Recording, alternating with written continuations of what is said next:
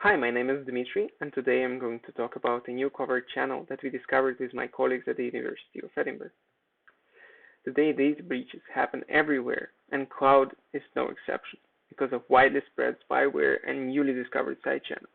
When a breach has already happened, the only way to prevent this information leak is to contain this information within a secure cloud environment, disallowing the attacker to communicate the stolen secrets to their collaborators in the outside world. Unfortunately, there are techniques called covert channels that allow attackers to bypass isolation layers deployed by the cloud vendors. One especially dangerous type of covert channels is network covert channels that enable communication across an entire cluster or a network, breaching many isolation layers at once. One might think that networks are fundamentally noisy, that makes network covert channels not more than just a research toy. However, are the modern networks noisy? Today, many of the public cloud providers advertise RDMA networks. These networks feature much lower latency and much higher bandwidth. The secret sauce of RDMA networks is that RDMA network packets completely bypass the CPU of the destination node and access so-called remote memory directly. In an RDMA setting, a server node can allocate memory space in the memory of other nodes in the same cluster. This memory region belongs to only that node, and none of the other nodes can access it without a permission. Now let's take a look at the figure. Node A allocated a remote region in node B's memory so that node A can access its private data with RDMA read operations. When node A's CPU sends an RDMA read, it goes through the network, and when it reaches the destination NIC, the NIC reads the data from the memory directly without involving node B's CPU. And this is why RDMA networks delivers low latency and high bandwidth.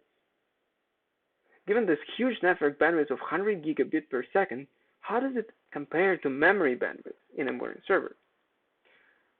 So the NICs offer 100 gigabit per second, but modern CPUs feature hundreds of gigabytes per second of their memory bandwidth.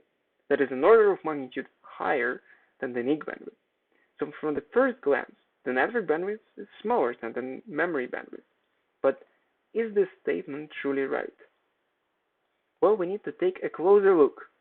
In reality, DRAM scaling has ended decades ago, and memory vendors scale memory bandwidth just by increasing the number of internal devices called banks. Each bank holds and serves requests to a fraction of the memory. A bank serves one request at a time, acting like a first-in, first-out structure that offers just 10 gigabit per second, which is an order of magnitude lower than the NIC bandwidth today. Hence, the network traffic can easily congest a memory bank if the traffic is targeted to one bank. We exploited this bandwidth disparity between the NIC bandwidth and the memory bank bandwidth to construct a high-rate, extremely stealthy covert channel that works across an entire RDMA cluster. We call this channel Bankrupt. The Bankrupt channel allows a spy or a sender to communicate the secret to the receiver that runs on another node in the same RDMA cluster using one more completely unrelated innocuous intermediary node in the same RDMA network.